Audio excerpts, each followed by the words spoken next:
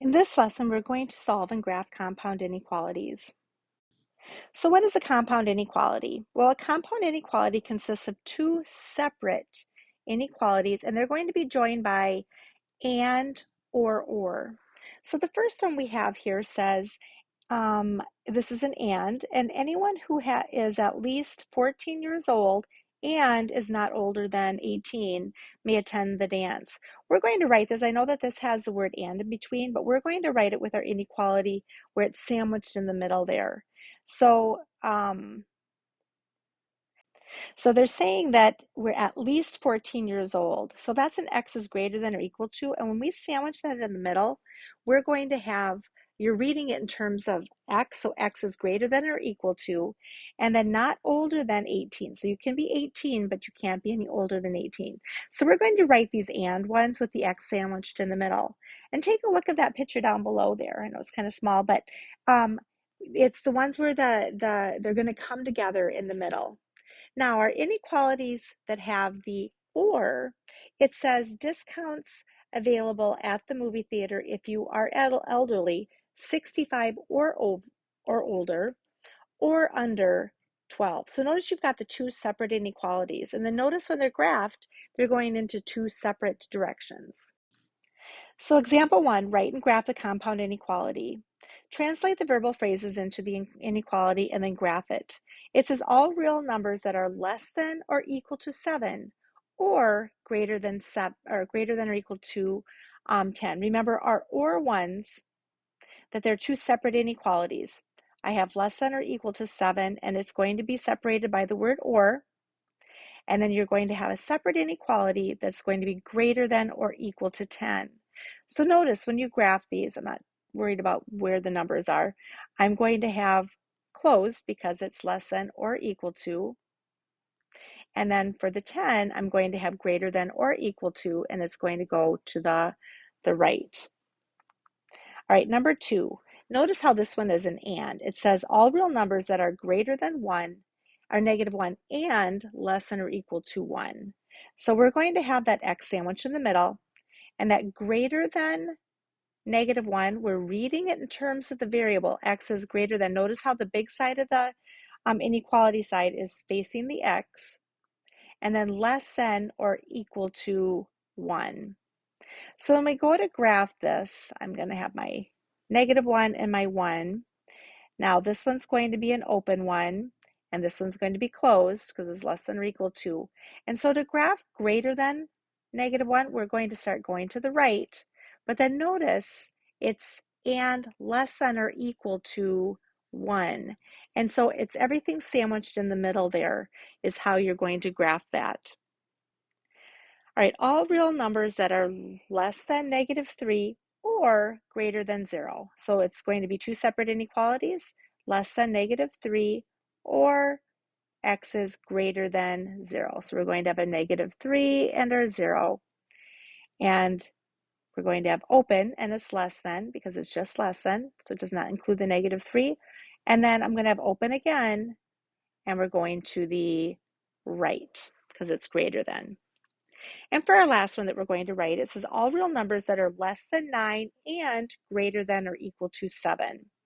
So it's an and, so it's going to be sandwiched in the middle. I'm going to put my 7 on the left and my 9 on the right. You don't have to do it that way. I just find it to be easier to always put the smaller number on the left and the bigger number on the right. So it says greater than or equal to 7. So again, we're writing that going backwards. And then are less than 9. So I have my 7, I've got my 9, and this one's going to be closed, and this one's going to be open, and then it's an and, so it's everything that's going to be sandwiched in between here. All right, example number 2, sketch and graph the equality. So we're going to have -3 and then 7. And now notice it's sandwiched in the middle, and they're both going to be open because I have x is greater than -3 and less than 7. So it's everything that's going to be in between here. Our next one is also an and. I have a 1 and a 5. And now these are both going to be closed because I have greater than or equal to and less than or equal to.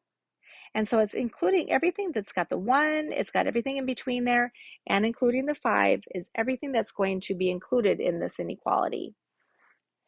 Now our next one, we've got the word or. So this one we're just going to do separate. I have -6, and I'm going to have 2. So it's less than, so it's going to be open going to the left. And then it's or greater than or equal to 2. So it's going to be everything then going to the right with the 2. And our last one, x is less than 8. So we've got 8 and 11. So it's going to be open on the 8. And it's greater than 11. So we're going to go open on the 11. And that is an or. So this one, notice how it's then being graphed out. All right, example number 3, write the inequality that is represented by the graph. So notice this is an or because they're going out. The graphs are going out. So I'm just going to write 2 separate inequalities. X is less than -3 or x is greater than 0. For our next one, notice how the graph is going in. So this is an and. So that means that our x is going to be sandwiched in the middle. And I like to put it right there where it's coming in. And I'm going to write my -1. I'm going to write my 3. Now x is less than 3. And then how I'm going to write the greater than or equal to -1. Remember, it has to go backwards like there. So x is greater than or equal to -1. And again, here's an or. So x is less than 0 or x is greater than or equal to 3. Again, I'm going to sandwich it in the middle. And x is less than or equal to 0, and then it's and greater than -4. Notice you're reading that one backwards. X is greater than -4. Example 4, solve a compound inequality with the word and. And remember, the and ones are the ones that are sandwiched in the middle. And notice how you've got this equation or this inequality with sandwiched in the middle. So what we're going to do is we're going to put 2 lines down separating the 2 separate inequalities. And I'm going to look at the middle and my job then is to isolate the variable. So notice I'm subtracting a 4. So I would want to add a 4, but if I'm going to add the 4 to that variable, I have to add it to all the parts. And then this is going to cancel out, and I'm going to have 11. And I'll have x is less than or equal to then 16. So then when I graph this, I've got an 11 and I've got a 16, and they're both have got the equal to with it. And x is greater than or equal to 11 and less than or equal to then 16. All right, question number 2, we're going to graph again. You're going to draw the 2 lines down, and we're going to then isolate the variable. So I'm going to subtract a 3, but I have to subtract it from all the parts, and we'll have 6 is less than 2x, which is less than 12, and then we're going to continue to solve. And we're going to have 3 is less than x, which is less than 6. So how we read this, is x is greater than 3 and less than 6. So I have a 3 and a 6. They're both going to be open, and then it's everything in the middle here. All right, for number 3 and number 4, I'm going to solve these without the recording. I want you to do them yourself, and then when you're done with the 2, then go ahead and resume the recording to see if you've got them correct. So now that you've had the opportunity to solve these, you should have gotten x is greater than or equal to 3 and less than 7. And so notice how we've got the closed on the 3 and then open on the 7, and then you're going to shade everything in between there. For the number 4, make sure that, did you remember to flip your symbol? Notice how you divided by a negative, and so you have to flip both of those inequality symbols. And so I have x is less than 1 and greater than or equal to -4. All right, example number 5, solve the compound inequality with or. All right, so these are the or. Notice how they're two separate inequalities. When you go to solve these, you're going to solve them as two separate inequalities. So I'm going to just start by solving my first inequality, and then x is less than 2, and then I'll solve my next one.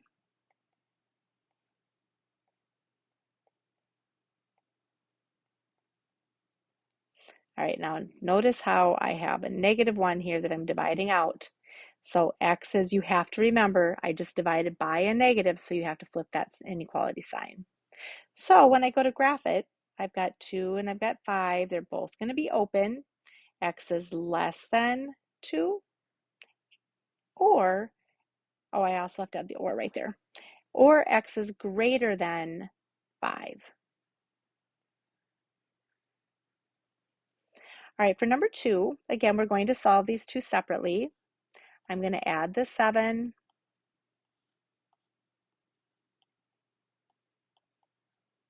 then divide by 3. So I have x is less than 6, or, and we'll solve our other inequality, and so we get a -4. Oh, and there's a negative on this one. So then we're going to have negative x is less than -19. I'm going to put a 1, divide the -1. So we'll have x is greater than, so we had to flip the inequality sign, 19. So we're going to have our 6 and our 19, and we're going to have open, and we're going to have open, and then this one's less than, so it's going to go to the left, and this is greater than, so it's going to go to the right. All right, for the next two, I'm going to solve them and graph them. I would like for you to do the same. Go ahead and pause the video, and then when you're done, come back and check and see if you have the correct answers. All right, for number 3, you should have x is less than -1 or x is greater than or equal to 4. Make sure that you flip that the inequality symbol there for the second equation or inequality. And for number 4, notice that you have the answer, or you should have the answer, x is less than or equal to -4 all over 3, or x is greater than 3. And make sure again that for the second inequality there that you did flip the inequality symbol. So in this lesson, we took a look at how to solve compound inequalities.